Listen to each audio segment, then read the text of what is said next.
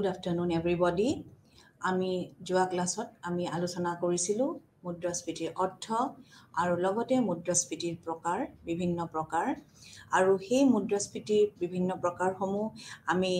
গতিবেগৰ ওপৰত নিৰ্ভৰ কৰি যিখিনি প্ৰকাৰ আমি মুদ্ৰাস্ফীতিক আমি বিভিন্ন ভাগত ভাগ কৰিব পাৰোঁ, সেইটোৰ ওপৰত আমি অধ্যয়ন কৰিছিলোঁ,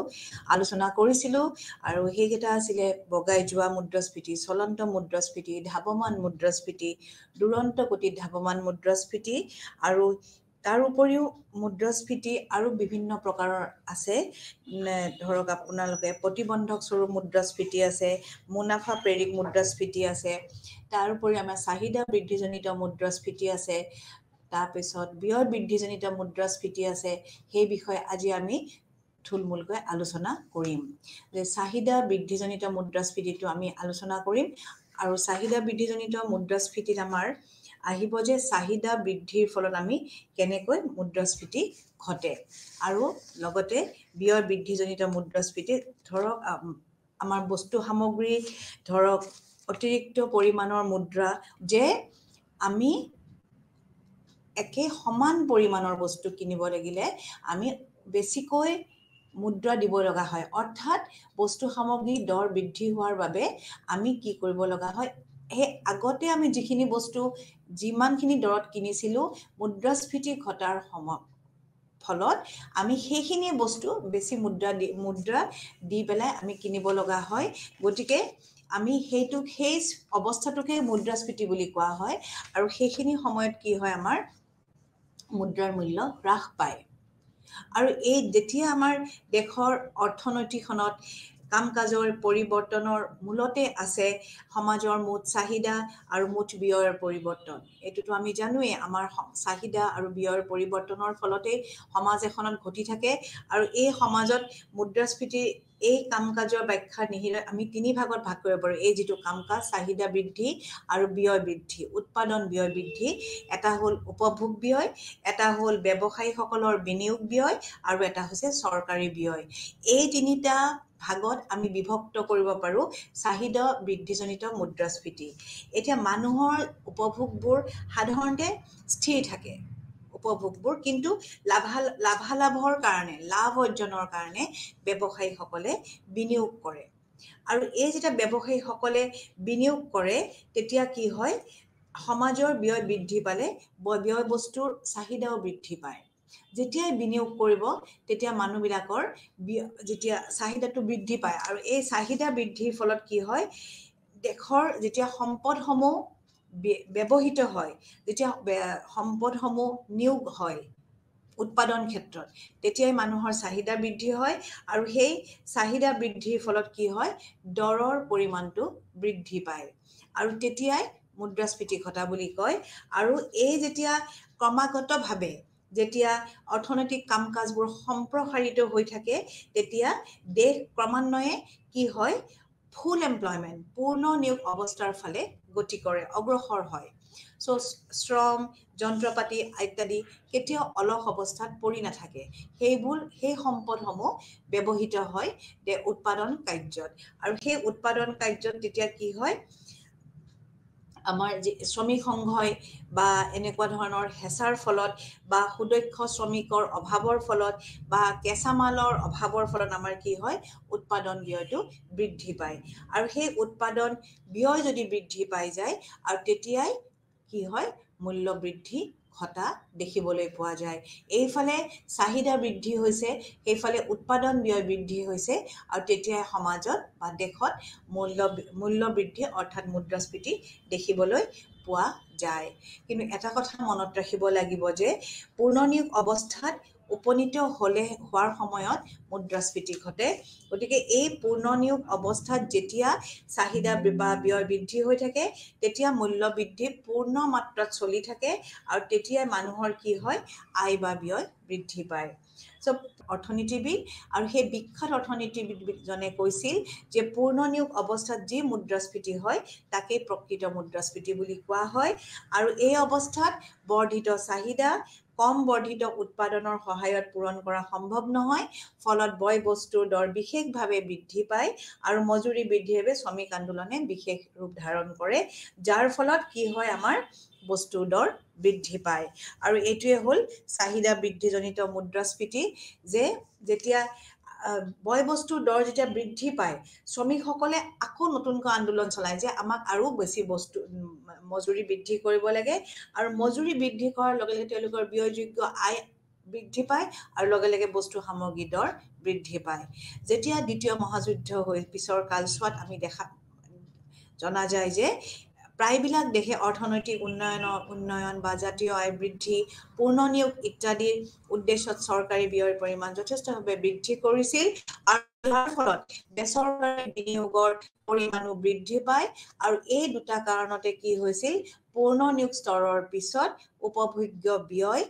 আৰু বেচৰকাৰী বিনিয়োগ চৰকাৰী ব্যয় এই তিনি প্ৰকাৰ ব্যয় লগ লাগি কি হৈছিলে মুঠ দ্ৰব্যৰ যোগানৰ অধিক হৈছিলে আৰু ফলত শান্তিৰ সময়তো মুদ্ৰাস্ফীতি ঘটা দেখিবলৈ পোৱা গৈছিলে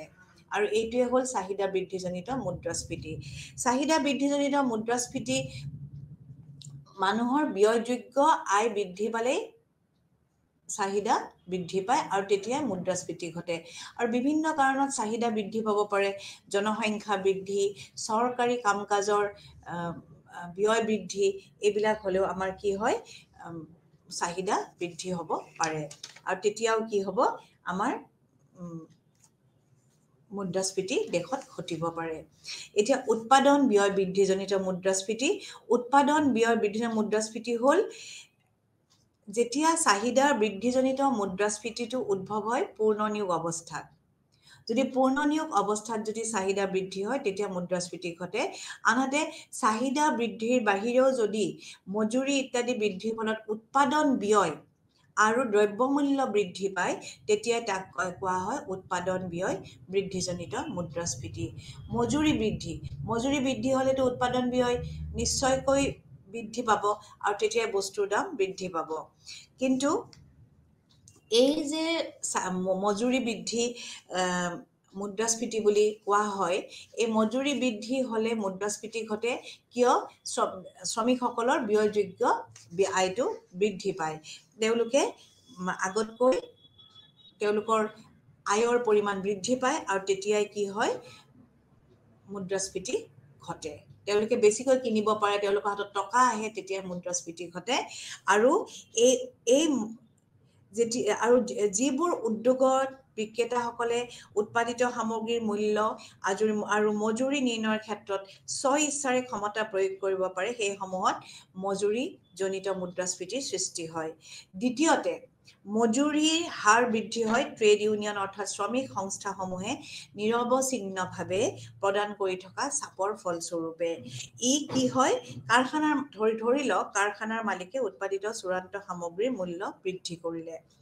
এয়া কেঁচা সামগ্ৰীৰ দাম অথবা মজুৰি হাৰৰ বৃদ্ধিৰ বাবে হ'ব পাৰে যদি মজুৰি হাৰ বৃদ্ধি হয় বা কেঁচা সামগ্ৰীৰ দৰ বৃদ্ধি হয় তেতিয়া আমাৰ যিটো চূড়ান্ত সামগ্ৰী উৎপাদিত সামগ্ৰী হয় তাৰ দাম বৃদ্ধি পায় আৰু দাম বৃদ্ধি পোৱাটোৱে হ'ল মুদ্ৰাস্ফীতি ঘটে গতিকে সামগ্ৰী আৰু সেৱাৰ এই মূল্য বৃদ্ধিয়ে মজদুৰসকলৰ জীৱন ধাৰণৰ মানদণ্ড যথেষ্ট প্ৰভাৱ পেলায় ফলস্বৰূপে শ্ৰমিক সন্থাই তেওঁলোকৰ মজুৰি বৃদ্ধি কৰিবৰ বাবে মালিকৰ ওপৰত অধিক চাপ প্ৰয়োগ কৰে আৰু যাতে তেওঁলোকৰ প্ৰকৃত আয়ৰ ওপৰত মূল্য বৃদ্ধিৰ কোনো প্ৰভাৱ নপৰে ইয়াৰ ফলত সামগ্ৰী তথা সেৱাসমূহৰ মূল্য অধিক বৃদ্ধি হয় আৰু মূল্যস্তৰ উচ্চ পৰ্যায়লৈ গতি কৰে আৰু এইটোৱে হ'ল আমাৰ চাহিদা আৰু তাৰ উপৰিও এই যিটো আমাৰ উৎপাদন ব্যয় বৃদ্ধিজনিত মুদ্ৰাস্ফীতি তাৰ আৰু এটা আছে বৰ্ধিত মুনাফাজনিত মুদ্ৰাস্ফীতি তাৰমানে মুনাফা অৰ্জনৰ কাৰণেও মুদ্ৰাস্ফীতি ঘটে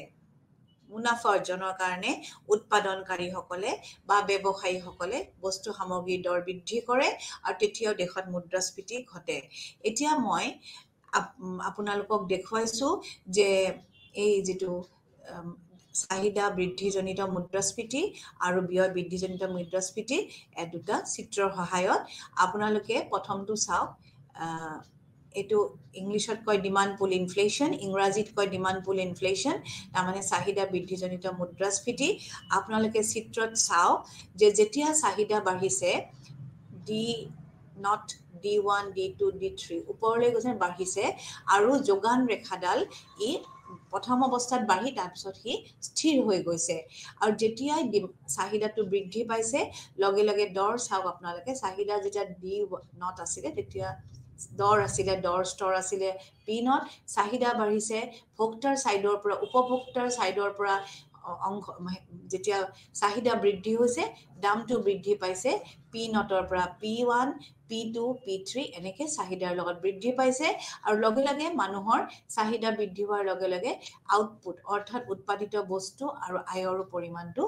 Y0 ৰ পৰা Y1 Y2 লৈকে বৃদ্ধি পাইছে এইটোৱে হ'ল চাহিদা বৃদ্ধিজনিত মুদ্ৰাস্ফীতিৰ চিত্ৰ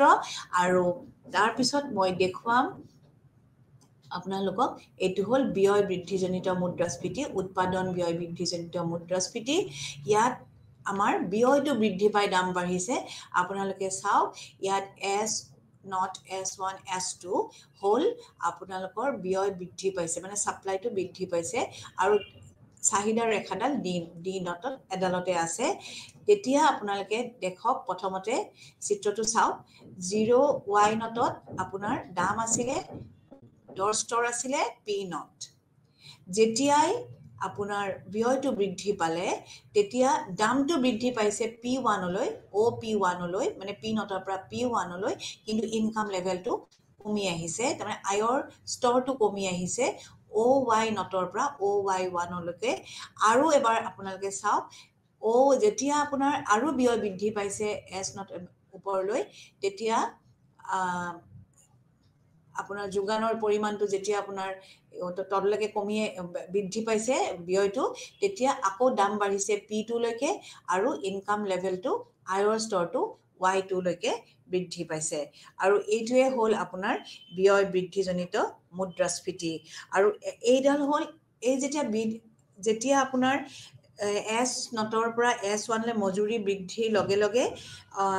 S1 S হৈ পৰে নতুন ৰেখা মজুৰিটো বৃদ্ধি পালে বৃদ্ধি পোৱাৰ লগে লগে S1 S ডাল নতুন যোগান ৰেখা হ'ল আৰু যেহেতু গড় চাহিদাৰ ৰেখাডাল স্থিৰ D0 টো স্থিৰ সেই বৰ্ধিত হাৰৰ মজুৰিৰ ফলত মূল্য স্তৰটো OP1 লৈ বৃদ্ধি পাইছে আৰু মূল্য স্তৰৰ এই বৃদ্ধিয়ে নিয়োগৰ স্তৰক OY0 ৰ পৰা OY1 লৈ অৱনমিত কৰিছে আনহাতে এই মূল্য বৃদ্ধিয়ে মজদুৰসকলৰ প্ৰকৃত আয়ৰ ওপৰত বিৰূপ প্ৰভাৱ পেলায় ফলত শ্ৰমিক সংস্থাসমূহে তেওঁলোকৰ মজুৰি হাৰ বৃদ্ধি কৰিবলৈ মালিক পক্ষৰ ওপৰত চাপ প্ৰয়োগ কৰে অৰ্থাৎ মজুৰি হাৰ বৃদ্ধিৰ লগে লগে যোগান ৰেখা S1 ৰ পৰা S2 S লৈ স্থানান্তৰিত হ'ব আৰু ফলস্বৰূপে গড় চাহিদা ৰেখাডাল তাৰমানে D0 চাহিদা ৰেখাডাল একেই থকা অৱস্থাত উৎপাদন আৰু নিয়োগৰ স্তৰ OY1 ৰ পৰা OY2 লৈকে অৱনমিত হ'ব আৰু এনে ধৰণৰ পৰিৱৰ্তনে অৰ্থনীতিত ব্যয়জনিত মুদ্ৰাস্ফীতিৰ সৃষ্টি কৰে এইটোৱে হ'ল ব্যয় উৎপাদন ব্যয় বৃদ্ধিজনিত মুদ্ৰাস্ফীতি কিন্তু এটা কথা ইয়াত আমি ক'ব লাগিব যে এই চক্ৰটো যেটো মানে মজুৰি হাৰৰ বৃদ্ধিৰ লগে লগে ব্যয়টো বৃদ্ধি হয় ব্যয় বৃদ্ধিৰ ফলত বস্তু সামগ্ৰীৰ দৰ বৃদ্ধি পায় এই চক্ৰটো অনিৰ্দিষ্ট কাললৈ বৰ্তি নাথাকে কাৰণ নিয়োগ হ্ৰাস হলে নিবনুৱা বৃদ্ধি পাব নিবনুৱা বৃদ্ধি পোৱাৰ লগে লগে শ্ৰমিক আৰু তেওঁলোকৰ পৰিয়ালৰ ওপৰত যথেষ্ট প্ৰভাৱ পৰিব আৰু তেওঁলোকৰ তেতিয়া তেওঁলোকে দেখিব যে আমি আৰু মজুৰি বৃদ্ধিৰ বাবে চাপ নিদিও মজুৰি যদি আমাৰ বৃদ্ধি হৈ যায় তেনেহলে আমাৰ আয়ৰ পৰিমাণটো এনেকে কমি যাব কাৰণ বস্তু সামগ্ৰীৰ দৰ বাঢ়িব আৰু শেষত আমাৰ কি হ'ব আমি চাকৰি হেৰুৱাম আমাৰ সংস্থাপন হেৰুৱাম আৰু আমি নিবনুৱা হৈ পৰিম সেই কাৰণে দীৰ্ঘ সময়লৈকে তেওঁলোকে কোনো ধৰণৰ এনে ধৰণৰ চাপ সৃষ্টি নকৰে এইবোৰ কালতহে প্ৰযোজ্য হয় গতিকে এইটো হ'ল ব্যয় বৃদ্ধিজনিত মুদ্ৰাস্ফীতি এতিয়া এই চিত্ৰ সহায়ত আমি দেখাব লাগিব যে চাহিদা বৃদ্ধিজনিত মুদ্ৰাস্ফীতি আৰু ব্যয় বৃদ্ধিজনিত মুদ্ৰাস্ফীতি কেনেকৈ কৰা হয় চিত্ৰ সহায়ত মই এইটো আলোচনা কৰি দিলো তাৰ উপৰি আৰু এটা মুদ্ৰাস্ফীতি আমি ক'ব পাৰোঁ সেইটো হ'ল বিক্ৰেতাৰ মুদ্ৰাস্ফীতি। বিক্ৰেতাৰ মুদ্ৰাস্ফীতিও এইটো বিক্ৰেতাৰ মুদ্ৰাস্ফীতিটো যিটো আমাৰ উৎপাদন ব্যয় বৃদ্ধিজনিত মুদ্ৰাস্ফীতি আছে, অলপ আগতে মই যিটো ক'লো উৎপাদন ব্যয় বৃদ্ধিজনিত মুদ্ৰাস্ফীতি কষ্ট পুছ ইনফ্লেশ্যন, সেইটো অধ্যাপক লাৰ্নাৰ আৰু চেমুৱেলছনে এইটো কি কৈছে বিক্ৰেতাৰ মুদ্ৰাস্ফীতি বুলি অভিহিত কৰিছে। আৰু এই তত্ত্বটোৰ হ'ল অধিক পৰিমাণত চৰকাৰী ব্যয় বৃদ্ধি নাইবা খাদ্যদ্ৰব্য কেঁচামাল ইত্যাদিৰ দৰ বৃদ্ধিৰ বাবে যেতিয়া দৰ স্তৰ বৃদ্ধি পায় আৰু তেতিয়া সকলো উৎপাদন আৰু কেঁচামাল ইত্যাদি দৰ বৃদ্ধিৰ বাবে যেতিয়া বিক্ৰেতাসকলে দৰ বৃদ্ধি কৰাৰ কাৰণে আকৰ্ষিত হয়, ধৰক কেঁচামালৰ দাম বাঢ়িছে, ধৰক খাদ্য সামগ্ৰীৰ দাম বাঢ়িছে, তেতিয়া কি হয় বিক্ৰেতাসকলে নিজে দৰ বৃদ্ধিৰ কাৰণে তেওঁলোকে আকৰ্ষিত হয় আৰু তেতিয়াই কি হৈ যায় আমাৰ এই বিক্ৰেতাৰ মুদ্ৰাস্ফীতি সৃষ্টি হয়। আৰু বৰ্তমান কিন্তু বিশ্বৰ প্ৰায়বিলাক দেশতে এই মুদ্ৰাস্ফীতিটো ঘটা দেখা যায়, কাৰণ কেঁচামাল বা চৰকাৰী ব্যয় বৃদ্ধি, চৰকাৰে যেতিয়া ব্যয় কৰে দেশখনৰ উন্নতিৰ কাৰণে তেতিয়া বস্তু সামগ্ৰীৰ দৰ বাঢ়ে, তেতিয়া বস্তু সামগ্ৰীৰ দৰ বৃদ্ধি পায়। কৰ কাটল বৃদ্ধি পালেও বস্তু সামগ্ৰীৰ দৰ বৃদ্ধি পায়। গতিকে এনেকুৱা ধৰণৰ কাৰণৰ কাৰণে বস্তু সামগ্ৰীৰ দৰ বৃদ্ধি পায়। আৰু এটা মুদ্ৰাস্ফীতি আছে বৰ্ধাৱস্থাত মুদ্ৰাস্ফীতি, ষ্টেগফ্লেশ্যন বুলি কয়। আৰু ইয়াত কি হয় এই মুদ্ৰাস্ফীতিটো পূৰ্ণনিয়োগ অৱস্থাত ঘটে, পূৰ্ণনিয়োগ অৱস্থাত। আৰু কিন্তু এই যিটো বদ্ধ অৱস্থাত মুদ্ৰাস্ফীতি, এই মুদ্ৰাস্ফীতিটো উৎপাদনৰ শ্ৰম আৰু উৎপাদনৰ অন্যান্য উপাদান অনিয়োজিত থকা অৱস্থাতেই দৰ আৰু মজুৰি নিয়মিত বৃদ্ধি পায়। এই অৱস্থাত তাৰমানে বেছিভাগ মুদ্ৰাস্ফীতি পূৰ্ণনিয়োগ অৱস্থাত ই ঘটে। কিন্তু প্ৰায়বিলাক দেশত দেখা গৈছে যে পূৰ্ণনিয়োগ অৱস্থা পোৱাৰ আগতেই এই শ্ৰম আৰু উৎপাদনৰ অন্যান্য উপাদান যেতিয়া আমি কামত নলগাওঁ, অনিয়োজিত হৈ থাকে, তেতিয়াই কি হৈ যায় দৰ আৰু মজুৰি বৃদ্ধি পাই থাকে। আৰু তেনেধৰণৰ অৱস্থা কোৱা হয় ষ্টেগফ্লেশ্যন বা বদ্ধ অৱস্থাত মুদ্ৰাস্ফীতি। গতিকে এই বদ্ধ অৱস্থাত মুদ্ৰাস্ফীতি পূৰ্ণনিয়োগ অৱস্থা পোৱাৰ আগতেই ই ঘটিবলৈ আৰম্ভ কৰে। দৰো বৃদ্ধি পায়, মজুৰি বৃদ্ধি পায়, ইটোফালে আমি যদি চাওঁ সম্পদৰ পূৰ্ণ ব্যৱহাৰো হোৱা নাই, তেতিয়া এই বদ্ধ অৱস্থাত মুদ্ৰাস্ফীতিটো আমি দেখিবলৈ পোৱা যায়। গতিকে আমাৰ মুদ্ৰাস্ফীতি এইবোৰ বিভিন্ন প্ৰকাৰ আমি চাহিদা বৃদ্ধিজনিত মুদ্ৰাস্ফীতি, ব্যয় বৃদ্ধিজনিত মুদ্ৰাস্ফীতি, আগতেতো গতিবেগ চাই পেলাই যোৱা যিটো ক্লাছ মই কৰিছিলোঁ তাত মই এইখিনি বিষয়ে বিশদভাৱে বুজাই কৈছোঁ। আৰু লগতে আজি মই বুজাই দিলোঁ বিক্ৰেতাৰ মুদ্ৰাস্ফীতি, বদ্ধ অৱস্থাৰ মুদ্ৰাস্ফীতি, কিছুমান আংশিক মুদ্ৰাস্ফীতিও আছে, তাৰপিছত ঋণজনিত মুদ্ৰাস্ফীতি আছে, মুদ্ৰাজনিত মুদ্ৰাস্ফীতি আছে, ঘাটি ব্যয়জনিত মুদ্ৰাস্ফীতি আছে। গতিকে এই বিভিন্ন ধৰণৰ মুদ্ৰাস্ফীতি আমি সমাজত দেখিবলৈ পাওঁ। গতিকে আংশিক মুদ্ৰাস্ফীতিৰ ধাৰণাটো কিন্তু লৰ্ড কেইনছে আগবঢ়াইছিল আৰু তেওঁ কৈছিল যে যদিও পূৰ্ণনিয়োগৰ স্তৰত উপনীত হোৱাৰ পূৰ্বে প্ৰকৃত মুদ্ৰাস্ফীতি দেখা নাযায়, তথাপি বহু সময়ত দেখাও যায় যে উৎপাদনৰ উপাদানসমূহ বহু পৰিমাণে নিয়োজিত হ'লে কোনো কোনো ক্ষেত্ৰত বিশেষভাৱে দ্ৰব্য সামগ্ৰীৰ দৰ বৃদ্ধি হয়। ইয়াৰ কাৰণ এইবিলাক উৎপাদিত দ্ৰব্য সামগ্ৰী উৎপাদনৰ বাবে প্ৰয়োজনীয় বিশেষ উপাদান অপ্ৰচুৰ হৈ পৰে আৰু তেতিয়াই বস্তু সামগ্ৰীৰ দৰ বৃদ্ধি পায়, কাৰণ উৎপাদন ব্যয় বৃদ্ধি পায়। কাৰণ যিটো বস্তু সামগ্ৰী উৎপাদন কৰিব লগা হয় তাত যিখিনি বস্তু দৰকাৰ হয় সেইখিনি অপ্ৰচুৰ হৈ পৰে আৰু তেতিয়াই বস্তু সামগ্ৰীৰ দৰ বৃদ্ধি পায়। আৰু তাকে কেইনছে কৈছে যে এইটো আংশিক মুদ্ৰাস্ফীতি। এনেকুৱা বিভিন্ন মুদ্ৰাস্ফীতিৰ প্ৰকাৰ আমি দেখিবলৈ পাওঁ, সমাজত দেখিবলৈ পাওঁ। আৰু বিভিন্ন অৰ্থনীতিবিদে বিভিন্ন ধৰণে মুদ্ৰাস্ফীতিৰ সংজ্ঞা আগবঢ়াইছে আৰু বিভিন্ন প্ৰকাৰ তেওঁলোকে আলোচনা কৰি দেখুৱাইছে। আৰু এতিয়া আমি এই মুদ্ৰাস্ফীতিৰ কাৰণসমূহ আমি যোৱা ক্লাছত আমি মুদ্ৰাস্ফীতিৰ কাৰণসমূহো আলোচনা কৰিছিলোঁ, যে আমি থুলমূলকৈ আজি অকণমান এইখিনি আগবঢ়াম যে আমি কিয় মুদ্ৰাস্ফীতি ঘটে। আচলতে মুদ্ৰাস্ফীতিৰ সৃষ্টি হয় অৰ্থনীতিবিদবিলাকে বিশ্বাস কৰে যে চাহিদা বৃদ্ধি কৰাৰ কৰাৰ বৃদ্ধি পালেই মুদ্ৰাস্ফীতি ঘটে আৰু চাহিদা কিয় বৃদ্ধি পায় সমাজত চাহিদাৰ কেতিয়া বৃদ্ধি হয় যেতিয়া মুদ্ৰাৰ যোগান বৃদ্ধি হয় অৰ্থাৎ যেতিয়া মানুহৰ হাতত বেছি মুদ্ৰা আহে তেতিয়া আমাৰ কি হয় মুদ্ৰাস্ফীতি ঘটিবলৈ ধৰে মুদ্ৰা যোগান বৃদ্ধি হয় চৰকাৰী ঘাটিবিত্ত ব্যৱস্থাৰ প্ৰৱৰ্তনৰ বাবে নাইবা বেংকৰ ঋণ সম্প্ৰসাৰণৰ বাবে মুদ্ৰাৰ যোগান সমাজত বৃদ্ধি পায় আৰু তেতিয়া মুদ্ৰাস্ফীতি ঘটে তাৰোপৰি যেতিয়া চৰকাৰী ব্যয় বৃদ্ধি পায় চৰকাৰে যদি বিভিন্ন উন্নয়নমূলক কাৰ্যকলাপ আদিৰ যোগেদি যদি চৰকাৰী ব্যয় বৃদ্ধি হয় তেতিয়া মুদ্ৰাস্ফীতি ঘটে কাৰণ কিয় যেতিয়াই চৰকাৰী ব্যয় বৃদ্ধি পায় তেতিয়া দ্ৰব্য আৰু সেৱাৰ সৰ্বমুঠ চাহিদা বৃদ্ধি পায় কিয়নো চৰকাৰী ব্যয়ে জনসাধাৰণৰ ক্ৰয় ক্ষমতা বৃদ্ধি কৰাৰ অনুপাতে দ্ৰব্যৰ যোগান বৃদ্ধি নহয় আৰু তেতিয়াই মুদ্ৰাস্ফীতি ঘটে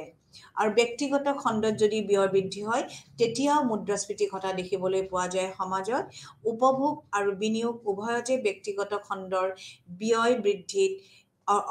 বৃদ্ধিয়ে অৰ্থনীতিত সৰ্বমুঠ চাহিদা বৃদ্ধি কৰে আৰু এই সৰ্বমুঠ চাহিদা যেতিয়া বৃদ্ধি হয় তেতিয়াই কি হয় ব্যক্তিগত বিনিয়োগৰ বাবে উৎপাদনৰ দৰ বৃদ্ধি পায় আৰু বৰ্ধিত উৎপাদন আয়ে উপভোগ দ্ৰব্যৰ ব্যয় বৃদ্ধি কৰে আৰু তেতিয়াই মুদ্ৰাস্ফীতি ঘটে আৰু এটা কথা আছে কৰ হ্ৰাস যদি কৰ হ্ৰাস কৰে যদি বিক্ৰী কৰ কথা কোৱা নাই যদি কৰ হ্ৰাস কৰে ধৰক আপোনালোকৰ প্ৰত্যক্ষ কৰ আয়কৰ এইবোৰ যদি কৰৰ পৰিমাণ যদি বৃদ্ধি কৰে তেতিয়া কি হয় জনসাধাৰণৰ ব্যয়যোগ্য আয় বৃদ্ধি পায় আৰু ব্যয়যোগ্য আয় বৃদ্ধি পালেও আমাৰ কি হয় দ্ৰব্য আৰু সেৱাৰ চাহিদা বৃদ্ধি হয় আৰু দ্ৰব্য আৰু সেৱাৰ চাহিদা বৃদ্ধি পালে বস্তু সামগ্ৰী দৰ বৃদ্ধি পায় আভ্যন্তৰীণ ঋণ পৰিশোধ যদি চৰকাৰে ঋণ লয় আৰু সেই ঋণ যদি পৰিশোধ কৰিব লগা হয় তেতিয়া কি হয় জনসাধাৰণৰ ক্ৰয় ক্ষমতা বৃদ্ধি পায় আৰু ইয়াকে আৰু এই যে ক্ৰয় ক্ষমতা বৃদ্ধি পায় সেইটো উপভোগ্য দ্ৰব্য ক্ৰয়ত ব্যৱহাৰ কৰে আৰু তেতিয়াই অৰ্থনীতিত সৰ্বমুঠ চাহিদা বৃদ্ধি পায় কলা মুদ্ৰা সমাজত যদি কলা টকা প্ৰচলিত হয় অৰ্থাৎ নীতি বহিৰ্ভূত যদি কৰা লেনদেন আৰু কৰ ফাঁকিৰ যোগেদি যদি আহৰণ কৰা টকা বৃদ্ধি পায় তেতিয়াও সমাজত মূল্য বৃদ্ধি ঘটে আৰু দেশীয় দ্ৰব্যৰ চাহিদা বৃদ্ধি যদি আমাৰ বস্তুৰ চাহিদা বৃদ্ধি পায় তেতিয়াও কি হয় আমাৰ এই চাহিদা বৃদ্ধিয়ে বস্তু সামগ্ৰীৰ দৰ বৃদ্ধি কৰাত সহায় কৰে আৰু এটা উল্লেখযোগ্য কাৰণ জনসংখ্যা বৃদ্ধি হ'লেও আমাৰ চাহিদা বৃদ্ধি হয় আৰু তেতিয়া মূল্যস্তৰ বৃদ্ধি পায় এই চাহিদা বৃদ্ধিৰ কাৰণে মূল্য বৃদ্ধি বা মুদ্ৰাস্ফীতি ঘটাৰ কাৰণৰ উপৰিও আৰু এটা কাৰণ আছে মুঠ যোগান সংকুচিত হোৱা যদি যোগান সংকুচিত হয় তেতিয়াও কি হয় বস্তু সামগ্ৰীৰ দৰ বাঢ়ে মুদ্ৰাস্ফীতি ঘটে আপোনালোকে ধৰি লওক যে উৎপাদনৰ নাটনি হৈছে ভূমি শ্ৰম মূলধন সংগঠন এইকেইটা উৎপাদনৰ উপাদান ধৰক আপোনাৰ শ্ৰমৰ নাটনি হৈছে মূলধনৰ নাটনি হৈছে কেঁচা সামগ্ৰীৰ নাটনি হৈছে তেতিয়া কি হয় এই মুদ্ৰাস্ফীতিৰ সৃষ্টি হয়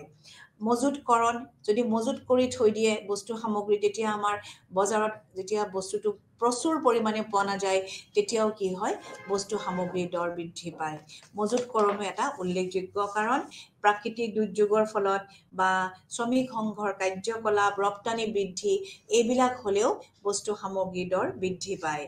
যেতিয়া ৰপ্তানিটো বৃদ্ধি হয় তেতিয়া আমাৰ দেশত যিটো আভ্যন্তৰীণ চাহিদা থাকে মানুহে বিচাৰে সেই চাহিদাটো যেতিয়া পূৰণ কৰিব নোৱাৰে তেতিয়া বস্তুৰ দৰ বৃদ্ধি পায় কাৰণ বস্তু সামগ্ৰীৰ অভাৱ হয় কাৰণ বেছিভাগ বস্তু দেশৰ বাহিৰলৈ ওলাই যায় তেতিয়াও বস্তু সামগ্ৰীৰ দৰ বৃদ্ধি পায় এতিয়া মুদ্ৰাস্ফীতি আমি কেনেকৈ মুদ্ৰাস্ফীতি জোখ-মাখ কৰিব পাৰোঁ মুদ্ৰাস্ফীতি অৰ্থাৎ প্ৰাইচ লেভেলটো আমি কেনেকৈ জোখ-মাখ কৰিব পাৰোঁ আমি সূচকাংকৰ সহায়ত আমি সাধাৰণ দৰ স্তৰটো আমি জোখ-মাখ কৰিব পাৰোঁ ধৰক দৰ সূচকাংক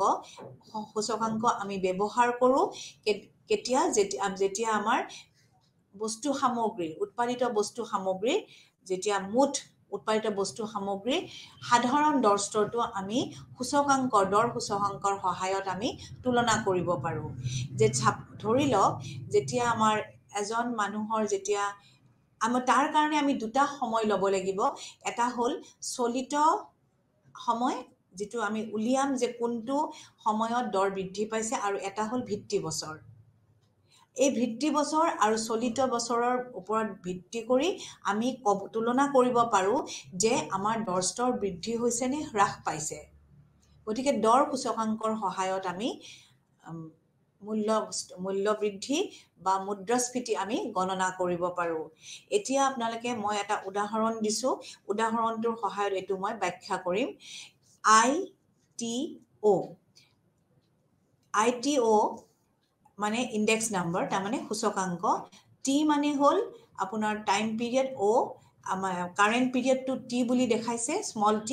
আৰু বেস পিৰিয়ডটো দেখাইছে O তাৰ মানে চলিত বছৰ আৰু ভিত্তি বছৰ PT মানে চলিত বছৰ যেটো দাম চলিছে দাম প্ৰচলিত হৈ আছে আৰু ভিত্তি বছৰৰ যেটো দাম প্ৰচলিত হৈ আছে এটা উদাহৰণ মই দিছো এটো হল এটা ফৰ্মুলা I মানে ইনডেক্স নাম্বাৰ যেটো প্ৰাইস ইনডেক্স নাম্বাৰ T মানে হল চলিত বছৰ O মানে হল ভিত্তি বছৰ আৰু P মানে হল দৰ স্তৰ মানে দৰ দামটো চলিত বছৰৰ দৰ আৰু O মানে হল ভিত্তি বছৰৰ দৰ এটা উদাহৰণটোত কৈছে যে যদি 1 কেজি আপেলৰ আমি যদি 1 কেজি আপেল লওঁ আমি যদি 2017 সন 2017 ৰ তাৰ দাম আছিল 8 rupees 8 per kg প্ৰতিটো কেজিত কিলোত আছিল দাম 8 আৰু হেতু 18 সনত 2018 ত ইয়াৰ দামটো হল গৈ 10 rupees 10 per kg তেতিয়া আমি ইয়াক কেনেকৈ উলিয়াম তেতিয়া এইটো ফৰ্মুলাত আমি এনেকৈ পুট কৰিম I মানে ইনডেক্স নাম্বাৰ মানে সূচকাংক তাত 17 মানে বেস ইয়াৰ মানে ভিত্তি বছৰটো 17 82 হল কাৰেন্ট ইয়াৰ চলিত বছৰ আৰু তাৰ পিছত আমি 100 দি 100 টো থাকিবই এটো পাৰ্সেন্টেজত উলোৱা কাৰণে 100 আৰু 10 ডিভাইডেড বাই 8 এটো 100 ৰ ওপৰত আমি বেস কৰি উলিয়াম গতিকে আমাৰ 10 ডিভাইডেড বাই ইকুৱেল টু 125 গতিকে আমি এইটোৱে দেখাই যে 25% আমাৰ দাম এবছৰত বাঢ়িছে তাৰ মানে 17 ৰ পৰা 18 লৈ যেতিয়া 8 ৰ পৰা 8 rupees ৰ পৰা যেতিয়া 10 rupees লৈ বাঢ়িলে তাৰ মানে 25% আমাৰ ইনক্ৰিজ হৈছে বস্তু দৰ ইনক্ৰিজ হৈছে এনেকে আমি প্ৰাইস লেভেলটো দৰ স্তৰটো আমি জুখিব পাৰো আৰু তাৰ কাৰণে আমাৰ দুটা ইনডেক্স কনজিউমাৰ প্ৰাইস ইনডেক্সটো কয় ভোক্তাৰ দৰ সূচকাংক বা ব্যয় সূচকাংক কষ্ট অফ লিভিং ইনডেক্স বুলিও কোৱা হয় কনজিউমাৰ প্ৰাইস ইনডেক্সটো দি আমি জুখিব পাৰিম সাধাৰণ দৰ স্তৰ যেটো আমি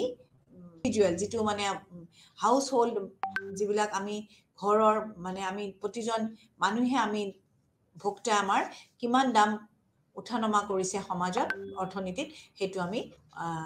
আমি উপভোগৰ কাৰণে যিবিলাক বস্তু বা সেৱা সামগ্ৰী ব্যৱহাৰ কৰো তাৰ দৰ উঠানমাটো আমি জুখমাখ কৰিব পাৰো আৰু এটো হল আপোনাৰ ইনডেক্স নাম্বাৰ অৰ্থাৎ দৰ সূচকাংকৰ সহায়ত আমি সাধাৰণ মূল্যস্তৰ পৰিমাণ ভিত্তি বছৰ আৰু চলিত বছৰৰ মাজত তুলনা কৰি দেখুৱাব পাৰো গতিকে সূচকাংকৰ সহায়ত আমি সাধাৰণ মূল্যস্তৰ আমি জুখমাখ কৰিব পাৰো এতিয়া আহিব আপোনাৰ এই মুদ্ৰাস্ফীতি সদায় ধ্বংসকাৰী বুলি ক'ব নোৱাৰি মুদ্ৰাস্ফীতি যেতিয়া অৰ্থনীতিখনত উৎপাদকসমূহৰ নিয়োগ বৃদ্ধি পাই থাকে তেতিয়ালৈকে আমি মুদ্ৰাস্ফীতি আমি কেতিয়াও ধ্বংসকাৰী বুলি ক'ব নোৱাৰো কিন্তু তথাপিও মুদ্ৰাস্ফীতিৰ বহুতো ঋণাত্মক দিশ আছে আৰু সেই কাৰণে প্ৰতিখন চৰকাৰে ইয়াক নিয়ন্ত্ৰণ কৰিব বিচাৰে কাৰণ কিয় মুদ্ৰাস্ফীতিৰ ফলত সাধাৰণ মানুহ জুৰুলা হয় যিবিলাক মানুহৰ সীমিত আয় থাকে যিবিলাক মানুহৰ বেলেগ বাহিৰা কোনো ধৰণৰ আয়ৰ উৎস নাথাকে তেওঁলোকৰ সীমিত অৰ্জনে তেওঁলোকে পৰিয়াল বা জীৱন পৰিচালিত কৰিব লগা হয় সেই সকল মানুহৰ কাৰণে মুদ্ৰাস্ফীতি এটা অভিশাপ স্বৰূপ আৰু প্ৰতিখন কল্যাণকামী ৰাষ্ট্ৰই মুদ্ৰাস্ফীতি নিয়ন্ত্ৰণৰ কাৰণে ব্যৱস্থা গ্ৰহণ কৰে আৰু কিন্তু এটা কথা মই উদাহৰণ দিব পাৰো 1923 চনত জাৰ্মানত সৃষ্টি হোৱা মুদ্ৰাস্ফীতিয়ে দেশখনৰ অৰ্থনীতি ব্যৱস্থাক একদম ধ্বংস কৰি পেলাইছিল গতিকে মুদ্ৰাস্ফীতিয়ে এখন দেশৰ অৰ্থনৈতিক অৱস্থা সম্পূৰ্ণভাৱে ধ্বংস কৰি পেলাব পাৰে। মানুহবোৰ জুৰুলা হৈ পৰে, মানুহবোৰ দৰিদ্ৰতাৰ হেঁচাত গুচি যায়, দৰিদ্ৰ হৈ পৰে, উপভোগৰ ক্ৰয় ক্ষমতা তেওঁলোকৰ যিহেতু কমি যায়, গতিকে তেওঁলোকৰ উপভোগৰ পৰিমাণো কমি যায় আৰু সেই উপভোগৰ পৰিমাণ কমি যোৱাৰ বাবে তেওঁলোকে দৰিদ্ৰতাৰ হেঁচাত তেওঁলোকে বন্দী হ'ব লগা হৈ যায় আৰু যিটোৱে সমাজত বিৰূপ প্ৰতিক্ৰিয়াৰ সৃষ্টি কৰে। এতিয়া চৰকাৰে কেনেধৰণে মুদ্ৰাস্ফীতি নিয়ন্ত্ৰণ কৰিব পাৰে তাৰ বিষয়ে চমুকৈ আলোচনা কৰিম। এতিয়া আমাৰ সাধাৰণতে আমাৰ মুদ্ৰাস্ফীতি নিয়ন্ত্ৰণৰ কাৰণে আমি 3টা ব্যৱস্থা গ্ৰহণ কৰিব পাৰে। এটা হ'ল মুদ্ৰাগত ব্যৱস্থা, এটা হ'ল ৰাজস্ব ব্যৱস্থা আৰু এটা হ'ল অন্যান্য ব্যৱস্থা। এতিয়া মুদ্ৰাগত ব্যৱস্থাটো কি? যে মুদ্ৰাৰ যিটো মুঠ মুদ্ৰাৰ পৰিমাণ হ্ৰাস কৰা, কাৰণ মুদ্ৰাৰ পৰিমাণ বৃদ্ধি পালে সামগ্ৰীৰ দৰ বৃদ্ধি পায় আৰু তেতিয়া মুদ্ৰাস্ফীতি ঘটে। গতিকে আমি মুদ্ৰাৰ পৰিমাণ হ্ৰাস পালে মানুহৰ আৰ্থিক আয় কমিব আৰু সেইটো দিশৰ বিবেচনা কৰিলে আমি দেখা পাম যে মুদ্ৰাস্ফীতি নিয়ন্ত্ৰণ কৰা সম্ভৱ হ'ব। আৰু তাৰ কাৰণে আমাৰ কেন্দ্ৰীয় বেংকে নানা ধৰণৰ ব্যৱস্থা গ্ৰহণ কৰি মুদ্ৰাৰ যোগান নিয়ন্ত্ৰণ কৰাৰ ব্যৱস্থা কৰে। এটা হ'ব তাৰ ভিতৰত বেংকৰ ৰেট বৃদ্ধি। কেন্দ্ৰীয় বেংকে যি হাৰত বাণিজ্যিক বেংকক বিল পূৰ্ণবাৰ্তা কৰে বা বাণিজ্যিক বেংকক টকা ধাৰে দিয়ে তাকে বেংক ৰেট বোলে। আৰু কেন্দ্ৰীয় বেংকে কি কৰে, যদি বেংক ৰেটটো বৃদ্ধি কৰে, বাণিজ্যিক বেংকসমূহে তেওঁলোকৰ সুদৰ হাৰ সাধাৰণতে বৃদ্ধি কৰে। আৰু যেতিয়া সুদৰ হাৰ বৃদ্ধি হ'ব তেতিয়াই ঋণ লোৱাটো ব্যয়সাধ্য হৈ পৰে আৰু তেতিয়াই ঋণৰ পৰিমাণ হ্ৰাস পায়, বিশেষকৈ বিনিয়োগৰ উদ্দেশ্যত ঋণৰ পৰিমাণ হ্ৰাস পায় আৰু তেতিয়াই বেংকৰ সৃষ্ট মুদ্ৰাৰ পৰিমাণো হ্ৰাস পায় আৰু বেংক ৰেটৰ পৰিৱৰ্তন হ'লে মুদ্ৰাস্ফীতি নিয়ন্ত্ৰণৰ অস্ত্ৰ হিচাপে ইয়াক গ্ৰহণ কৰিব পাৰে। কাৰণ যেতিয়াই কেন্দ্ৰীয় বেংকে বেংক ৰেট বৃদ্ধি কৰে, লগে লগে বাণিজ্যিক বেংকে সুদৰ হাৰ বৃদ্ধি কৰিব আৰু তেতিয়াই মানুহৰ মাজত ঋণ লোৱাৰ প্ৰৱণতাটো কমি যাব আৰু বিশেষকৈ বিনিয়োগ কৰিব নিবিচাৰিব আৰু তেতিয়াই মুদ্ৰাৰ পৰিমাণ সমাজত কমি যাব আৰু মুদ্ৰাস্ফীতি নিয়ন্ত্ৰণ কৰাত সুবিধা হ'ব। আৰু এটা আছে খোলা বজাৰৰ কাৰবাৰ। বহু সময়ত কেন্দ্ৰীয় বেংকে কি কৰে, খোলা বজাৰত চৰকাৰ ঋণপত্ৰ বিক্ৰী কৰি বেংক সৃষ্ট মুদ্ৰাৰ পৰিমাণ হ্ৰাস কৰিবলৈ চেষ্টা কৰে আৰু এনেধৰণৰ ঋণপত্ৰ বিক্ৰী কৰিলে ক্ৰেতাসকলে তেওঁলোকৰ নিজ বাণিজ্যিক বেংকক চেক দি বাণিজ্যিক বেংকৰ পাওনা পূৰণ কৰে। ফলত বাণিজ্যিক বেংকসমূহৰ কেন্দ্ৰীয় বেংকৰ হাতত থকা ৰক্ষিত যিখিনি ৰিজাৰ্ভ কৰা থাকে পৰিমাণ হ্ৰাস পায় আৰু লগে লগে বাণিজ্যিক বেংকসমূহৰ ঋণদানৰ ক্ষমতাও হ্ৰাস পায়। আৰু তেতিয়া কি হয়, বেংক সৃষ্ট মুদ্ৰাৰ পৰিমাণ হ্ৰাস কৰি কেন্দ্ৰীয় বেংকে মুদ্ৰাস্ফীতি নিয়ন্ত্ৰণ কৰাৰ ব্যৱস্থা কৰে। আৰু এনেকুৱা ধৰণৰ আৰ্থিক বা মুদ্ৰাগত ব্যৱস্থাসমূহৰ দ্বাৰা ধৰক বেংক ৰেট, খোলা বজাৰ প্ৰক্ৰিয়া বা কাৰবাৰ আৰু অন্যান্য কিছুমান ব্যৱস্থাও আছে, যেনে ধৰক ৰিজাৰ্ভৰ আনুপাতিক হাৰৰ পৰিৱৰ্তন, যিটো আমাৰ বাণিজ্যিক বেংকবিলাকে কেন্দ্ৰীয় বেংকত এটা টকা ৰিজাৰ্ভ কৰিব লগা হয়, তেতিয়া তেওঁলোকে কেন্দ্ৰীয় বেংকৰ মেম্বাৰ হৈ পৰে। যদি কেন্দ্ৰীয় বেংকে সেই ৰিজাৰ্ভৰ পৰিমাণটো বঢ়াই দিয়ে, তেতিয়া বাণিজ্যিক বেংকবিলাকে ঋণসৃষ্ট মুদ্ৰাৰ পৰিমাণ হ্ৰাস কৰিব বাধ্য হ'ব আৰু তেতিয়া বিনিয়োগৰ উদ্দেশ্যত যি ঋণ ল'বলৈ চেষ্টা কৰে সেইটো হ্ৰাস পাব। তেতিয়া মুদ্ৰাৰ পৰিমাণ সমাজত কমি যাব আৰু তেতিয়াই প্ৰত্যক্ষ ঋণ নিয়ন্ত্ৰণ, নৈতিক চাপ ইত্যাদি এই ধৰণৰ পৃথক ধৰণৰ ব্যৱস্থা গ্ৰহণ কৰি আমাৰ কেন্দ্ৰীয় বেংক, ৰিজাৰ্ভ বেংকে মুদ্ৰাস্ফীতি নিয়ন্ত্ৰণ কৰাৰ ব্যৱস্থা কৰে। তাৰপিছত আহিব ৰাজস্ব ব্যৱস্থা। যেতিয়া আমাৰ মুদ্ৰাগত ব্যৱস্থাটো কেন্দ্ৰীয় বেংকে কৰে আৰু এটা বস্তু কেন্দ্ৰীয় বেংকে কৰিব পাৰে, নতুন মুদ্ৰাৰ প্ৰচলন। নতুন মুদ্ৰাৰ প্ৰচলন কৰিও কি কৰিব পাৰে, মুদ্ৰাস্ফীতি নিয়ন্ত্ৰণ কৰিব পাৰে। আৰু যিটো আমাৰ ৰাজস্ব ব্যৱস্থা, মুদ্ৰাগত ব্যৱস্থাৰ উপৰি যিটো আমি ৰাজস্ব ব্যৱস্থা গ্ৰহণ কৰোঁ মুদ্ৰাস্ফীতি নিয়ন্ত্ৰণৰ বাবে, সেই ৰাজস্ব ব্যৱস্থাটো চৰকাৰে গ্ৰহণ কৰে। আৰু চৰকাৰে সেই ৰাজস্ব ব্যৱস্থাটো কেনেকৈ গ্ৰহণ কৰে, কি উপায়, যে চৰকাৰী ব্যয় সংকোচন কৰি, চৰকাৰী ব্যয় যদি সংকোচন কৰে তেতিয়া কি হয়, মুদ্ৰাস্ফীতি নিয়ন্ত্ৰণত সুবিধা হয়। কাৰণ যদি চৰকাৰী ব্যয় যদি যথেষ্ট পৰিমাণে কমাব পাৰিলে অতিৰিক্ত বেচৰকাৰী ব্যয় সত্ত্বেও মুঠ ব্যয় হ্ৰাস কৰিব পাৰি। কিন্তু সাধাৰণতে যিবিলাক অৱস্থাত মুদ্ৰাস্ফীতিৰ উদ্ভৱ হয় সেইবিলাক ব্যৱস্থাত চৰকাৰী ব্যয় হ্ৰাস কৰা বৰ কষ্টসাধ্য, কিন্তু অসম্ভৱ বুলিব নোৱাৰি। কিন্তু চৰকাৰী কল্যাণকামী ৰাষ্ট্ৰ এখনে চৰকাৰী ব্যয় কৰিবই, তেওঁলোকৰ জনসাধাৰণৰ কল্যাণৰ কাৰণে চৰকাৰী ব্যয় কৰিব। কিন্তু অত্যাধিক মুদ্ৰাস্ফীতি যদি সমাজত দেখা দিয়ে, তেতিয়া উচ্চ হাৰত যদি দেখা দিয়ে, তেতিয়া চৰকাৰী ব্যয় নিয়ন্ত্ৰণ কৰিও মুদ্ৰাস্ফীতি নিয়ন্ত্ৰণ কৰিব চেষ্টা কৰিব পাৰে। তাৰোপৰি কৰৰ পৰিমাণ বৃদ্ধি কৰি যেতিয়া চৰকাৰী ব্যয়ৰ পৰিমাণ যদি হ্ৰাস হয়, লগে লগে যদি কৰৰ পৰিমাণ যদি বৃদ্ধি কৰে, কৰৰ পৰিমাণত যদি দিব লগা হয়, তেতিয়া মানুহৰ কি হ'ব? যদি বেছিকৈ কৰ দিব লগা হয়, বেছিকৈ কৰ দিব লগা হ'লে জনসাধাৰণৰ হাতত ব্যয়যোগ্য আয়টো হ্ৰাস পায়। আৰু কি হয়, তেতিয়া মুঠ ব্যয়ৰ পৰিমাণো হ্ৰাস পায় আৰু প্ৰধানকৈ নতুন নতুন কৰ ধাৰ্য কৰি আৰু পুৰণি কৰৰ হাৰ বৃদ্ধি কৰি মুঠ কৰৰ পৰিমাণ বৃদ্ধি কৰা হয়। কিন্তু এই ব্যৱস্থাত কিছুমান অসুবিধাও আছে, যেনে ধৰক কৰৰ ভাৰ যদি অতিৰিক্ত নাইবা কৰ ব্যৱস্থা যদি ত্ৰুটিপূৰ্ণ হয়, তেতিয়াহ'লে উৎপাদন ব্যাহত হ'ব পাৰে। গতিকে ইয়াতে এটা সতৰ্কতামূলক ব্যৱস্থা অৱলম্বন কৰিব লাগিব। কিন্তু কৰৰ হাৰ হ্ৰাস কৰাৰ লগে লগে যেতিয়া প্ৰত্যক্ষ কৰৰ হাৰ, আয় কৰ বা এনেকুৱা ধৰণৰ কৰবিলাক যদি বৃদ্ধি কৰা হয়, তেতিয়া জনসাধাৰণৰ ক্ৰয় ক্ষমতা হ্ৰাস হয় আৰু তেতিয়া মুদ্ৰাস্ফীতি নিয়ন্ত্ৰণ কৰাৰ সুবিধা হয়। তাৰোপৰি চৰকাৰৰ দ্বাৰা জনসাধাৰণৰ পৰা ঋণ সংগ্ৰহ, যিমান দূৰ মানে পাৰে চৰকাৰে জনসাধাৰণৰ পৰা ঋণ সংগ্ৰহ কৰিব লাগে। আৰু ঋণ সংগ্ৰহ যদি কৰিব পাৰে, তেতিয়া অতিৰিক্ত ক্ৰয় ক্ষমতাটো চৰকাৰে লৈ যাব পাৰিব আৰু তেতিয়া সেই ক্ৰয় ক্ষমতা কমি গ'লে মুদ্ৰাস্ফীতি নিয়ন্ত্ৰণত সুবিধা হ'ব।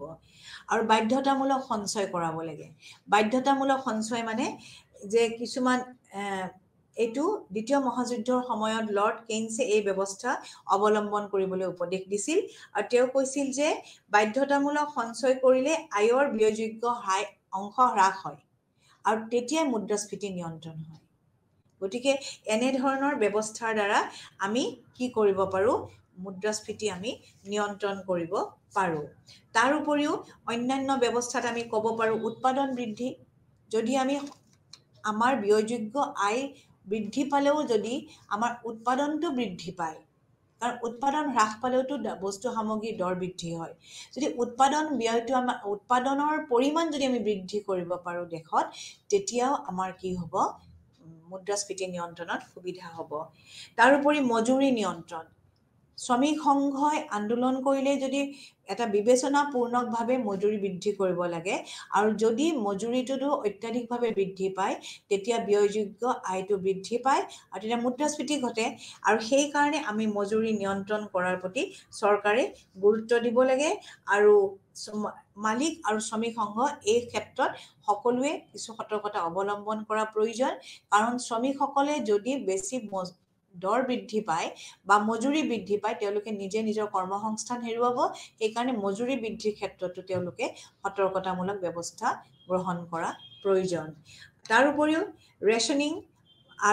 ৰেচনিং দৰ নিয়ন্ত্ৰণ আৰু ৰেচনিঙৰ দ্বাৰাও আমি কি কৰিব পাৰোঁ? মুদ্ৰাস্ফীতি নিয়ন্ত্ৰণ কৰিব পাৰোঁ, দৰ হ্ৰাস কৰিব পাৰোঁ। আৰু এটা আছে মুদ্ৰা অবৈধকৰণ। মুদ্ৰাস্ফীতিয়ে চৰম পৰ্যায়ত উপনীত হ'লে বহু সময়ত পুৰণি মুদ্ৰা পৰিত্যাগ কৰি নতুন মুদ্ৰাৰ প্ৰচলন কৰা হয়। আন কথাত পুৰণি মুদ্ৰাক অবৈধ বুলি ঘোষণা কৰি নতুন মুদ্ৰাক বৈধ বুলি ঘোষণা কৰা হয়। আৰু ভাৰতত দ্বিতীয় মহাযুদ্ধৰ পিছত এই ব্যৱস্থা অৱলম্বন কৰা হৈছিল। নগদ জমা আবদ্ধকৰণ। বহু সময়ত বেংকত থকা সৰ্বসাধাৰণৰ নগদ জমা সম্পূৰ্ণকৈ বা আংশিকভাৱে আবদ্ধ কৰা হয় আৰু ইয়াৰ ফলতো কি হয়? মুদ্ৰাস্ফীতিৰ ওপৰত হেঁচা পৰা দেখা যায়। আমি মুদ্ৰাস্ফীতি নিয়ন্ত্ৰণৰ বাবে বিশ্বব্যাপী যিবিলাক ব্যৱস্থা গ্ৰহণ কৰে, সেইবোৰ বিশেষ সফল হ'ব পৰা নাই। চমুকৈ ক'বলৈ গ'লে মুদ্ৰাস্ফীতি নিয়ন্ত্ৰণত কোনো এটা ব্যৱস্থা এককভাৱে কাৰ্যকৰী নহয়। গতিকে মুদ্ৰাস্ফীতি যিবিলাক নিবাৰক নীতিত কেইবাতৰপীয়া নিয়ন্ত্ৰণ থকা উচিত আৰু প্ৰত্যক্ষ ব্যৱস্থাৰ লগে লগে অন্যান্য ব্যৱস্থাসমূহ অৰ্থাৎ মুদ্ৰাগত আৰু ৰাজস্ব ব্যৱস্থাসমূহ প্ৰৱৰ্তন কৰাৰ প্ৰয়োজন হয়। ৰাজস্ব ব্যৱস্থা মানে চৰকাৰী যিবিলাক ব্যৱস্থা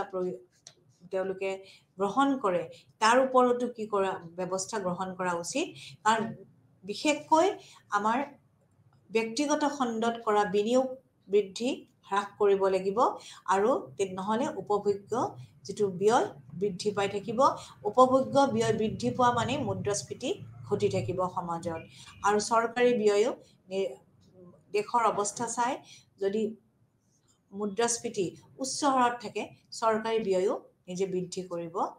লাগিব। গতিকে এইবিলাক হ'ল মুদ্ৰাস্ফীতি নিয়ন্ত্ৰণৰ উপায়, যে এটা হ'ল মুদ্ৰাগত ব্যৱস্থা,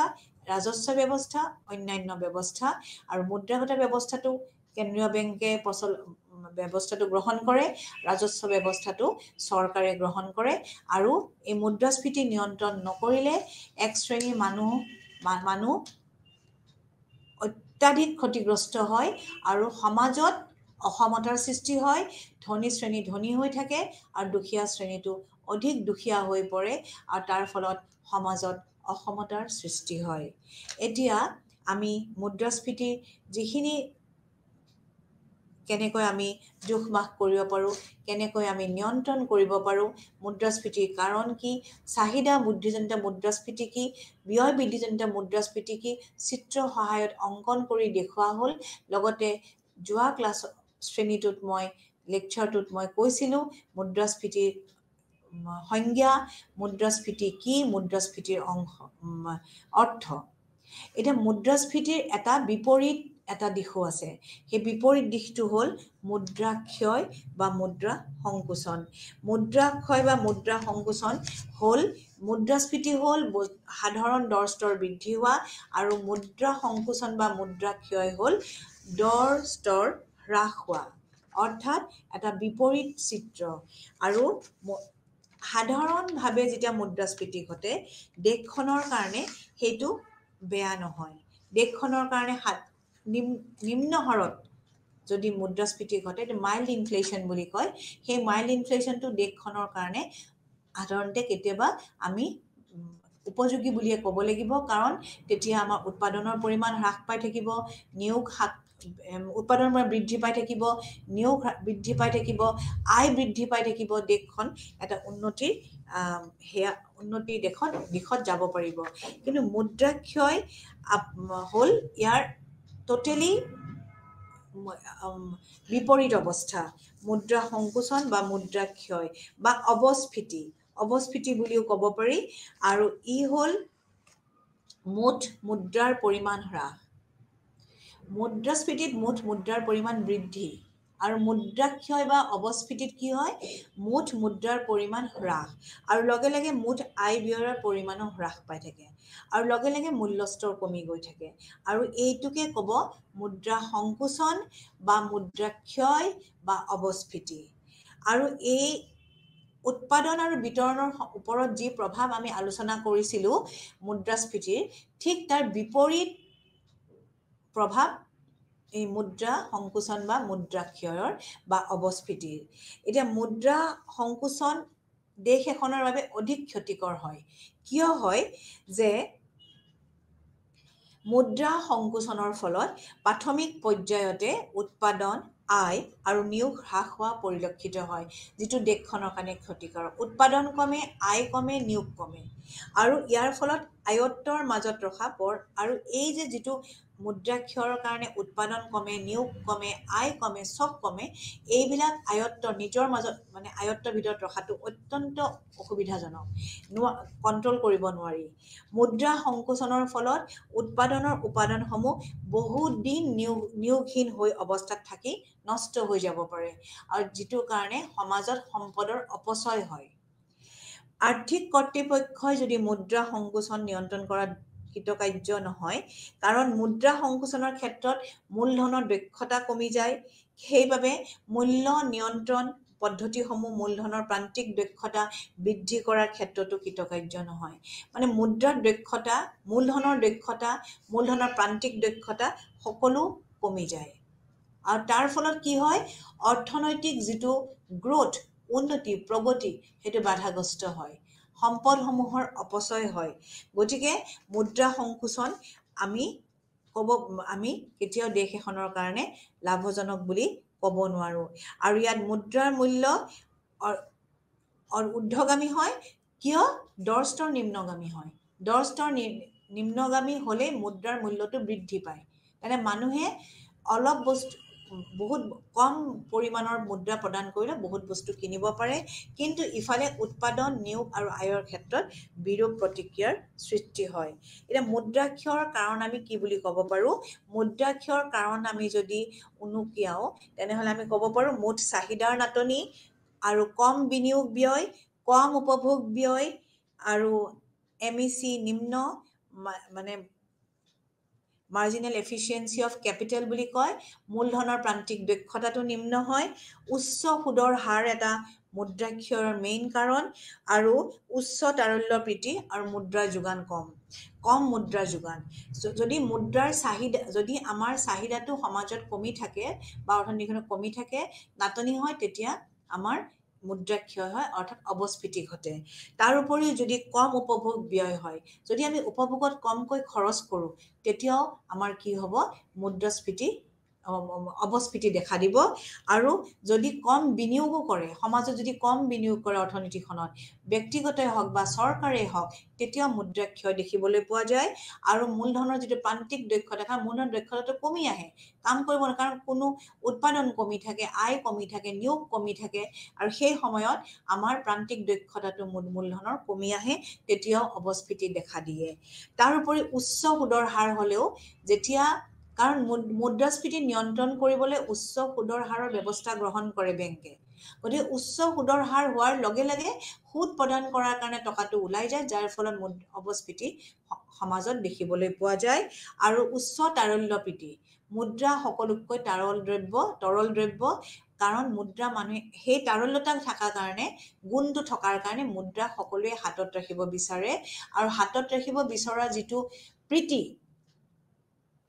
প্ৰীতি মৰম যিটো আগ্ৰহ সেইটো যদি বেছি হয় তেতিয়া মানুহে বিনিয়োগ কম কৰে আৰু বিনিয়োগ কম কৰিলে কি হয় অৱস্ফীতিয়ে দেখা দিয়ে বিনিয়োগ কম কৰিলে মানুহৰ চাহিদা কমে চাহিদা কম কৰিলে তেতিয়াই মানুহৰ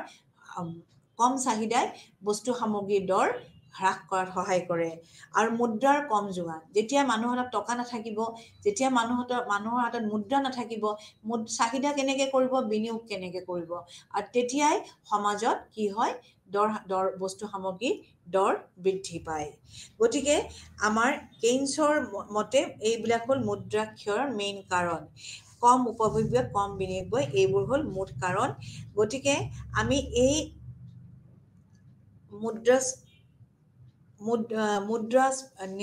ক্ষয় বা অৱস্ফীতি আমি কেনেকৈ নিয়ন্ত্ৰণ কৰিব পাৰোঁ আৰু এই মুদ্ৰাক্ষয়ৰ কাৰণে আমাৰ উৎপাদনৰ ওপৰত যথেষ্ট প্ৰভাৱ বিস্তাৰ কৰে মেইনলি ব্যৱসায়িক শ্ৰেণীটো ক্ষতিগ্ৰস্ত হয় কাৰণ তেওঁলোকে যেতিয়া বস্তুৰ দাম কমে তেওঁলোকে সামগ্ৰী কম দামত কিনিব লগা হয় আন কথাত ক'বলৈ গ'লে উৎপাদন প্ৰক্ৰিয়াটো লোৱা সময়খিনি বা ব্যৱসায়ীসকলে অধিক দামত কেঁচা সামগ্ৰী কিনি কম দামত বিক্ৰী কৰিবলগীয়া হয় গতিকে তেওঁলোকে যথেষ্ট লোকচানৰ সন্মুখীন হয় মজদুৰ শ্ৰেণী মুদ্ৰাক্ষয়ৰ সময়ত মজদুৰসকল লাভৱান্বিত হয় তেওঁলোকে কিন্তু লাভৱান্বিত হয় কিয় কাৰণ সামগ্ৰী আৰু সেৱাৰ দাম বৃদ্ধি হ্ৰাস পায় আৰু গতিকে তেওঁলোকৰ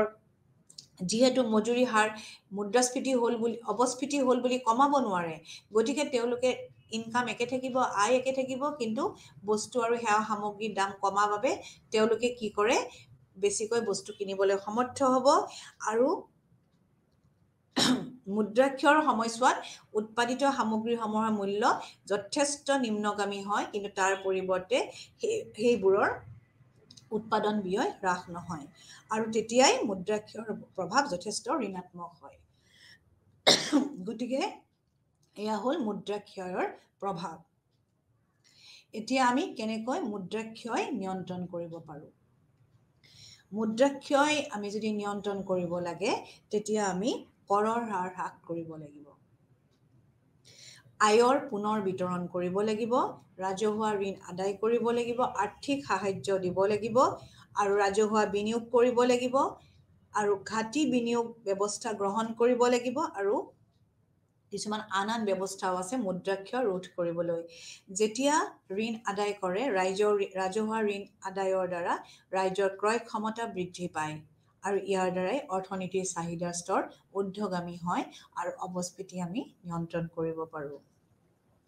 তাৰোপৰি যেতিয়া আয়ৰ পুনৰ বিতৰণ হয় সমাজৰ ধনী শ্ৰেণীৰ পৰা যেতিয়া দুখীয়া শ্ৰেণীলৈ যদি আয়ৰ আমি পুনৰ বিতৰণ কৰা হয় তেতিয়া দুখীয়া শ্ৰেণীৰ আয়ৰ স্তৰ বৃদ্ধিত সহায়ক হয় আৰু তেতিয়া ধনী শ্ৰেণীৰ তুলনাত দুখীয়া শ্ৰেণীৰ প্ৰান্তিক উপভোগৰ প্ৰৱণতা বেছি হয় আৰু তেতিয়াই তেওঁলোকৰ মুঠ চাহিদাৰ স্তৰ বৃদ্ধি পায় তাৰোপৰি যদি আমি কৰৰ হাৰ হ্ৰাস কৰোঁ যদি আমি কৰৰ হাৰ হ্ৰাস কৰোঁ তেতিয়া তেওঁলোকৰ ক্ৰয় ক্ষমতা বৃদ্ধি হ'ব তেওঁলোকৰ ব্যয়যোগ্য যিটো আয় তেওঁলোকৰ হাতত বেছি থাকিব আৰু তেতিয়া তেওঁলোকে চাহিদাটো বৃদ্ধি পাব আৰু তেতিয়া অৱস্ফীতিটো নিয়ন্ত্ৰণ হ'ব ৰাজহুৱা বিনিয়োগ ব্যৱস্থাৰ দ্বাৰাও আমি কি কৰিব পাৰোঁ আমি চাহিদা বৃদ্ধি কৰিব পাৰোঁ অৰ্থনীতিত যেতিয়া ব্যক্তিগত বিনিয়োগ প্ৰদান কৰাটো ৰাজহুৱা বিনিয়োগৰ উদ্দেশ্য হোৱা উচিত আৰু মুদ্ৰাক্ষয়ৰ সময়ছোৱাত বুনিয়াদী ৰাজহুৱা বিনিয়োগ বিশেষভাৱে ফলপ্ৰসূ হয় ঘাটি বিনিয়োগ তথা বুনিয়াদী ক্ষেত্ৰত কৰা ৰাজহুৱা বিনিয়োগে অৰ্থনীতিটোত ব্যক্তিগত বিনিয়োগ বৃদ্ধি কৰাত যথেষ্ট সহায়ক হয় আৰু তেতিয়াও আমি কি কৰিব পাৰোঁ জনসাধাৰণৰ জীৱন ধাৰণৰ মানদণ্ড বৃদ্ধি হয় আৰু মুঠ চাহিদাৰ স্তৰ ঊৰ্ধ্বগামী কৰিব পৰা যায় এই বিভিন্ন উপায় অৱলম্বন কৰি আমি মুদ্ৰাক্ষয় ৰোধ কৰিব পাৰোঁ তাৰ কাৰণে আমি চাহিদা বৃদ্ধি কৰিব লাগিব আৰু আমি বিনিয়োগ বৃদ্ধি কৰিব লাগিব কৰৰ হাৰ হ্ৰাস কৰিব লাগিব আৰু আয়ৰ পুনৰ বিতৰণ কৰিব লাগিব ধনী শ্ৰেণীৰ পৰা দুখীয়া শ্ৰেণীলৈকে আয়ৰ পুনৰ বিতৰণ আমি কৰিব লাগিব ৰাজহুৱা ঋণ আদায় কৰিব লাগিব আৰু মুদ্ৰাস্ফীতিৰ ক্ষেত্ৰত ইয়াৰ সকলো বস্তু ওলোটা অৰ্থাৎ ইয়াত যিবিলাক আমি মুদ্ৰাক্ষয়ত বা অৱস্ফীতিত হ্ৰাস কৰোঁ বৃদ্ধি কৰোঁ তাত বৃদ্ধিৰ ক্ষেত্ৰত হ্ৰাস হ'ব মুদ্ৰাস্ফীতিৰ ক্ষেত্ৰত আৰু হ্ৰাসৰ ক্ষেত্ৰত বৃদ্ধি হ'ব গতিকে মুদ্ৰাস্ফীতি আৰু অৱস্ফীতি দুটা বিপৰীত অৱস্থা মুদ্ৰাস্ফীতিৰ ফলত দৰ বৃদ্ধি হয় মুদ্ৰাৰ মূল্য হ্ৰাস হয় অৱস্ফীতিৰ ফলত বস্তু সামগ্ৰীৰ দৰ হ্ৰাস হয় মুদ্ৰাৰ মূল্য বৃদ্ধি হয় মুদ্ৰাস্ফীতিৰ ফলত কি হয় আমি অত্যাধিক মুদ্ৰাস্ফীতি সমাজৰ বাবে ক্ষতিকাৰক যদিও মাইল্ড যিটো মুদ্ৰাস্ফীতি কম পৰিমাণে ধীৰ গতিত যিটো মুদ্ৰাস্ফীতি হয় সেইখন সমাজৰ কাৰণে বা অৰ্থনীতিখনৰ কাৰণে উপকাৰী কিন্তু অৱস্ফীতি অৰ্থনীতিখনৰ কাৰণে খুব লাভৱান নহয় অৱস্ফীতিত উৎপাদনৰ পৰিমাণ যদি হ্ৰাস হয় আয়ৰ পৰিমাণো হ্ৰাস হয় আৰু অৰ্থনীতিখন বহুদূৰ পিছুৱাই যায় সেইটো কাৰণে অৱস্ফীতি আমি ৰোধ কৰা প্ৰয়োজন আৰু মুদ্ৰাস্ফীতিও আমি ৰোধ কৰিব লাগে যদি সেইটো উচ্চ হাৰত গতি কৰে উচ্চ হাৰৰ মুদ্ৰাস্ফীতিয়ে সমাজত যথেষ্ট বিৰূপ প্ৰতিক্ৰিয়াৰ সৃষ্টি কৰে আৰু দুখীয়া শ্ৰেণীটোৱে অধিক দুখীয়া হৈ পৰে গতিকে এই যিটো আমাৰ মুদ্ৰাস্ফীতিৰ চেপ্টাৰ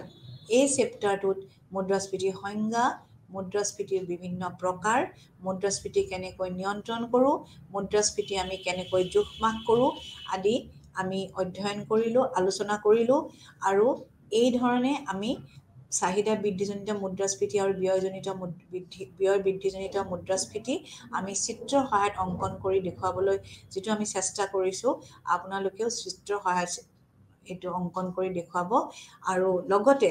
মুদ্ৰাস্ফীতি নিয়ন্ত্ৰণৰ উপায় অৱস্ফীতি নিয়ন্ত্ৰণৰ উপায় মুদ্ৰাস্ফীতিৰ কাৰণ অৱস্ফীতিৰ কাৰণ মুদ্ৰাস্ফীতিৰ প্ৰভাৱ অৱস্ফীতিৰ প্ৰভাৱ এইবিলাক খুব ইম্পৰ্টেণ্ট কুৱেশ্যন আৰু মুদ্ৰাস্ফীতি আৰু অৱস্ফীতিৰ মাজৰ পাৰ্থক্য কি এইটো এটা খুব দৰকাৰী প্ৰশ্ন মুদ্ৰাস্ফীতিৰ ফলত যেনেকৈ দৰ বৃদ্ধি হয় দৰ হ্ৰাস হয় মুদ্ৰাৰ মূল্য মানে হৈছে কি মুদ্ৰাৰ ক্ৰয় ক্ষমতা মুদ্ৰাৰ মূল্যৰ মানে হৈছে মুদ্ৰাৰ ক্ৰয় ক্ষমতা যে আমি কিমান মুদ্ৰাৰ দ্বাৰা আমি কিমান বস্তু ক্ৰয় কৰিব পাৰোঁ আৰু মুদ্ৰাস্ফীতিৰ সময়ত মুদ্ৰাৰ ক্ৰয় ক্ষমতা হ্ৰাস হয় অৱস্ফীতিৰ সময়ত মুদ্ৰাৰ ক্ৰয় ক্ষমতা বৃদ্ধি হয়। এনেকে আপোনালোকে পাৰ্থক্যসমূহ লিখিব লাগিব। মুদ্ৰাস্ফীতি আৰু অৱস্ফীতি দুটা বিভিন্ন বিপৰীত দিশ। গতিকে যিখিনি ইয়াতে মুদ্ৰাস্ফীতিৰ ক্ষেত্ৰত থাকে তাৰ ঠিক ওলোটাটো অৱস্ফীতিৰ ক্ষেত্ৰত লিখিব পাৰিব। আৰু ইয়াত নিয়ন্ত্ৰণ কৰাটো অত্যন্ত জৰুৰী। গতিকে নিয়ন্ত্ৰণৰ যিখিনি মুদ্ৰাগত ব্যৱস্থা, ৰাজস্ব ব্যৱস্থা, মুদ্ৰাস্ফীতি,